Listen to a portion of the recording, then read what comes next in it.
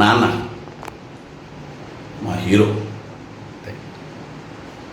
మా నాన్న చాలా పేదరికంలో పుట్టాడు.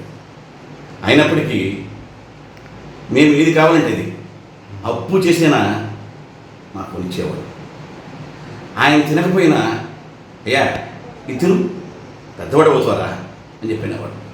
ఆయన మా కోసం ఎన్నోసార్లు ఎన్నో రోజులు పస్తులు కూడా ఉన్నాడు. తర్వాత తెలిసింది మాకు నాన్న ఆ విధంగా పస్తుల నుండి మనకు పెట్టాడని. ఒక వస్తువు కొనడానికి వెళ్ళి ఆయనకు సంబంధించిన వస్తువు కొనడానికి వెళ్ళి ఆ డబ్బులు నేను ఒక వస్తువు అడగానే అది కొనుక్కోకుండా ఆయన సుఖము ఆయన సంతోషం చూసుకోకుండా అది నాకు కొనిచ్చడం జరిగింది. దాంతో అది ఆ వస్తువు చూసినప్పుడల్లా అది నాకు ఎంత బాధ అనిపించేదో. మా నాన్న చాలా అతనికి సుఖాన్ని వదులుకొని నాకు ఈ యొక్క వస్తువుని కొనిచ్చాడని చెప్పేసి ఆ వస్తువుని చూసినప్పుడల్లా మా నాన్నే గుర్తుకొస్తాడు.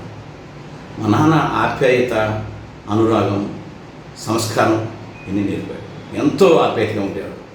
అయ్యా ఒక చిన్న దెబ్బ పాప వచ్చినప్పుడు కొట్టినా కూడా మళ్ళీ చూసి ఆయన మనసు తల్లడిల్లిపోయి ఆ గుడ్డలు కత్తుకొని నాన్న సారీరా తప్పైపోయిందిరా అట్లా చేయొద్దమ్మా, అట్లా అల్లరి చేస్తే చూడు ఎట్లా దెబ్బలు తిన్నావు కూతున్నాన్న అలా చేయమాకు బాగా చదువుకున్నా. మా నాన్న చాలా పేదవాడు. మా నాన్న నన్ను ఎస్ఎస్ఎల్సి కూడా చదివించారు. మిమ్మల్ని నేను పోస్ట్ గ్రాడ్యుయేషన్ చేయించాను కాబట్టి మంచి పేరు తీసుకురండి అన్న. అదే ఆ గ్రామానికి కూడా మంచి పేరు తెచ్చే పలానోడు అబ్బాయి అంటే అందరూ కూడా తలెత్తి చూడాలి. ఒకనాడు మా నాన్నని చాలా చీఫ్గా చెన్నయ్య సర్లే బలుడిని చెప్పావుగా అనేవాడు, ఏడనగా మాట్లాడేవాడు.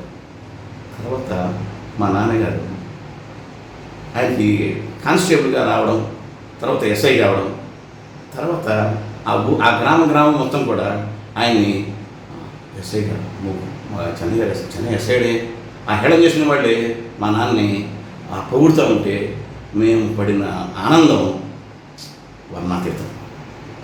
మా నాన్న హీరో. మేము కూడా మా నాన్నకి మచ్చ తీసుకురాము అని చెప్పేసి అదేవిధంగా నడిచాము. ఎటువంటి పాపాలు చేయకుండా, ఎటువంటి అంటే చెడ్డ పనులు చేయకుండా, ఎటువంటి దురలవాట్లు లేకుండా మేము బ్రతికాము. ఇప్పటికీ నా వయసు 58. నా మీద ఇంతవరకు కూడా ఇంత మచ్చలేదు. పరవాళ్ళ అబ్బాయి అంటే మన చెన్నై గారి అబ్బాయా చాలా మంచివాడండి, పిల్లలు చాలా మంచివాళ్ళు అని చెప్పేసి ఎంత అంటారు. కానీ మా నాన్న పడినటువంటి శ్రమ ఆయనకి మరొక 10 జన్మలు ఎత్తినా కూడా మేము తీర్చుకోలేము. మా నాన్న అంతే. మా నాన్న పెద్ద హీరో. మా నాన్న హీరో. అవును, మా నాన్న కడుతున్నాను మరో జన్మ అంటే ఇక 10 జన్మలకైనా నేను మా నాన్న కడుపుని పుట్టాలి.